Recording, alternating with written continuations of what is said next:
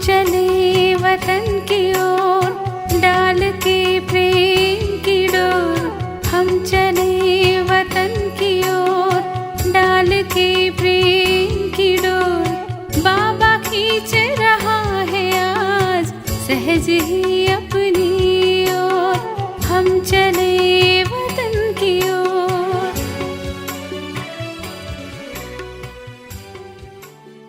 ஓம் சாந்தி. 17/5/1973 அவ்யக்த பாப்தாதா மதபன். வாணியின் தலைப்பு எப்படி லட்சியமோ அப்படி லட்சணம்.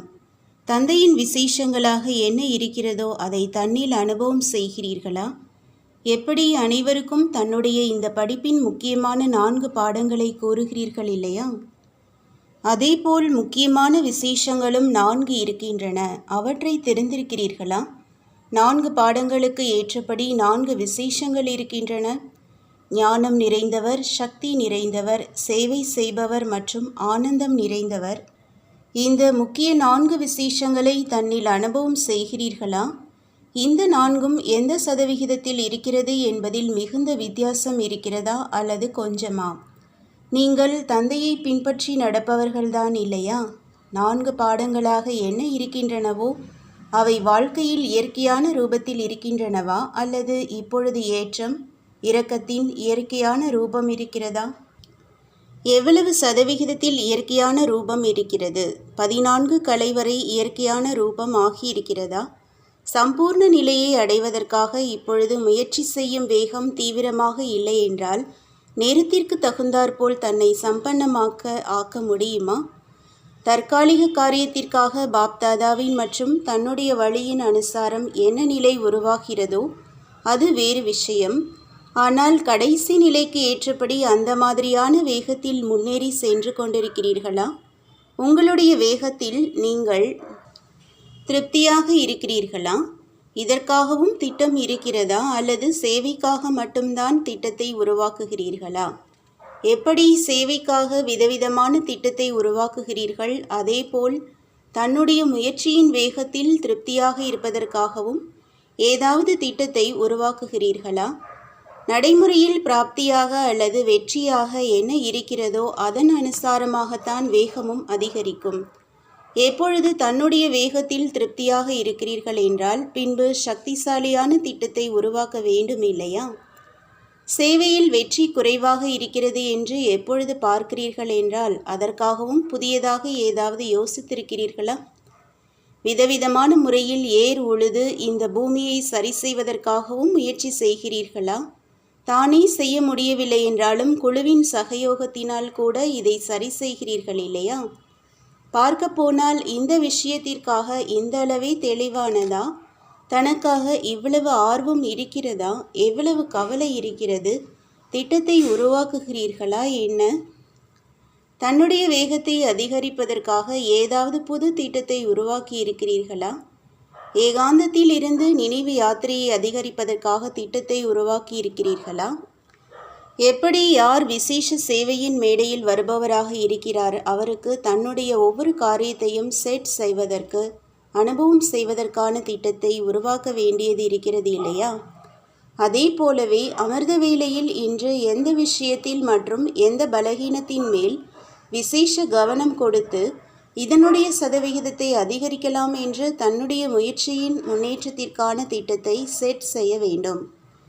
இன்றைய நாளில் நடைமுறையில் என்ன கொண்டு வர வேண்டும், மேலும் எவ்வளவு சதவிகிதம் வரை இந்த விஷயத்தை முயற்சியில் கொண்டு வர வேண்டும் என்று ஒவ்வொருவரும் தன்னுடைய தைரியத்திற்கு ஏற்றபடி அந்த திட்டத்தை புத்தியில் வைக்க வேண்டும்.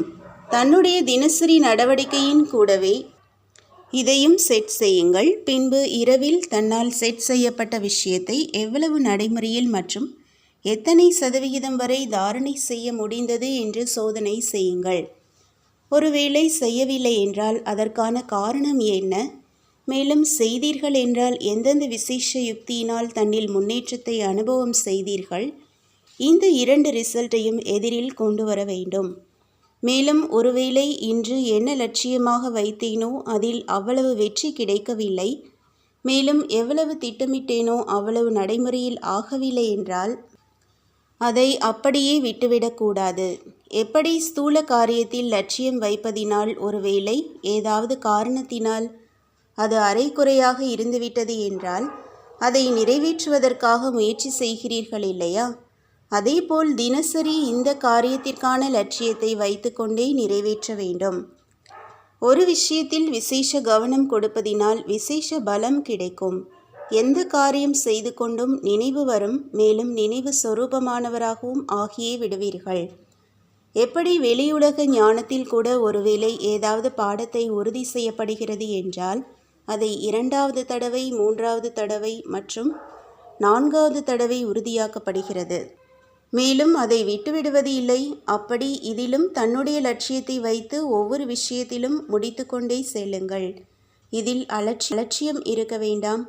யோசித்தீர்கள், திட்டத்தை உருவாக்கினீர்கள், ஆனால் நடைமுறையில் செய்வதில் ஒருவேளை ஏதாவது பிரச்சனை எதிரில் வந்தது என்றால் செய்தேதான் ஆக வேண்டும் என்ற உறுதித்தன்மை எண்ணத்தில் இருக்கிறது என்றால் அந்த அளவே உறுதித்தன்மை சம்பூர்ணத்தின் அருகில் கொண்டு வரும்.